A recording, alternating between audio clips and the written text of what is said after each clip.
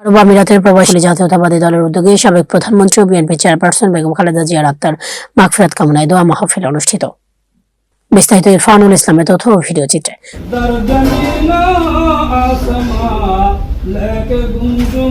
সংযুক্ত আরব আমিরাতে প্রবাসী আনোয়ারা কর্ণফুলী জাতীয়তাবাদী দলের উদ্যোগে সাবেক 3 বারের প্রধানমন্ত্রী ও বিএনপি চেয়ারপারসন বেগম খালেদা জিয়ার বিদেহী আত্মার মাগফিরাত কামনায় এবং ইসালে সাওয়াব উপলক্ষে পবিত্র খতমে কুরআন ও দোয়া মাহফিল অনুষ্ঠিত হয়েছে।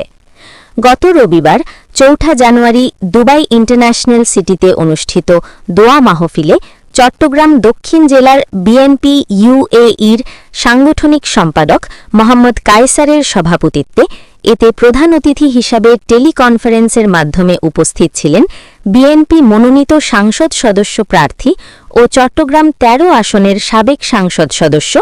আলহাজ সরোয়ার জামাল নিজাম।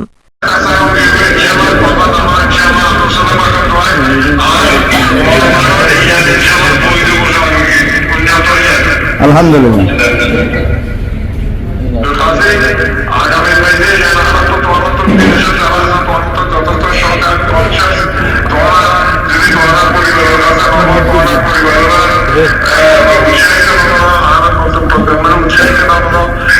উক্ত খতমে কুরআন ও দোয়া মাহফিলে শরীফ আজাদের সঞ্চালনায় সভায় আরও বক্তব্য রাখেন মঞ্জুর উদ্দিন চৌধুরী মঞ্জু, এসএম এরশাদুল আলম, শওকাত হায়াত খান, মোহাম্মদ নিজাম উদ্দিন, বাবুল উদ্দিন, মোহাম্মদ জসিম, ইলিয়াস কাঞ্চন,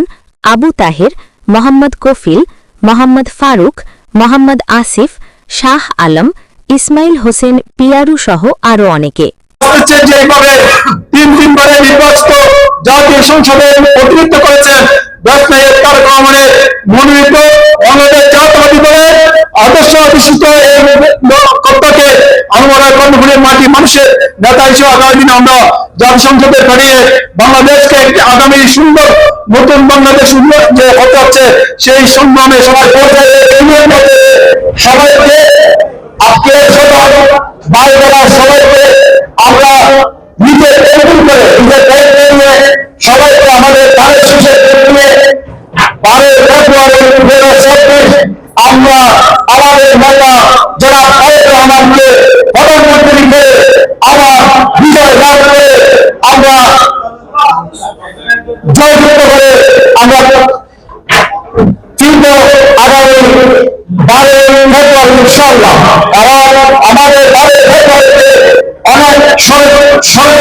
আলোচনা সভা শেষে বেগম খালেদা জিয়ার রুহের আত্মার মাগফিরাত কামনা করে খতমে কুরআন, খতমে গাউসিয়া ও মিলাদ কিয়াম শেষে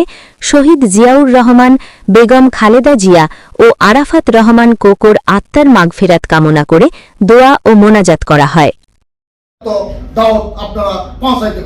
সংগ্রামী বন্ধুরা, আজকে আমরা আনোয়ারা পুরা ইউএ একটা কমিটি আমরা অবশ্যই আমরা করব।